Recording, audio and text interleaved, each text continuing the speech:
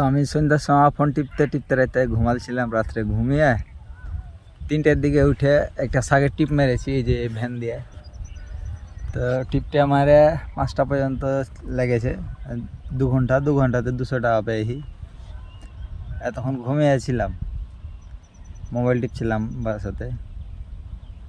তো ঘরে শীত থাকতে থাকতে শরীর আর ভাল লাগে না, শীত থাকতে বাইরে গেছি, বার হালছি। এখন ভ্যান নিয়ে এসছি, হাঁটা চলাফেরা করার দরকার নাই, ভ্যান নিয়ে যেখানে যাবো সেখানে। হ্যাঁ, তো ঘরে যদি সুইচ থাকতাম তো এখন ইনকাম হইতো। ওই যে দেখতে পাচ্ছ 3 জন এখানে গম কাটছে, আমার ক্যামেরা খুব ভালো তো এলে খুব স্পষ্ট দেখতে পাওয়া যাচ্ছে। তো ওই 3জনকে যে কইনো যে গম তো কাটছো, গম মারা লেগে হারকে মেশিন লাগবে কিনা, কই যে হ্যাঁ লাগবে, 2 বিঘা আছে।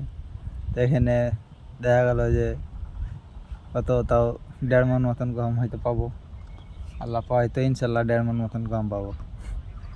তো বাড়িতে সুইচ থাকলে ভাই সুইচ থাকাই হয়তো, আর বাইরে যদি বার হয় তাহলে পরে ঠিকই একটা না একটা পথ হবে, ইনকাম হবে। কিন্তু বাড়িতে বসে থাকলে বসে থাকাই হবে ভাই।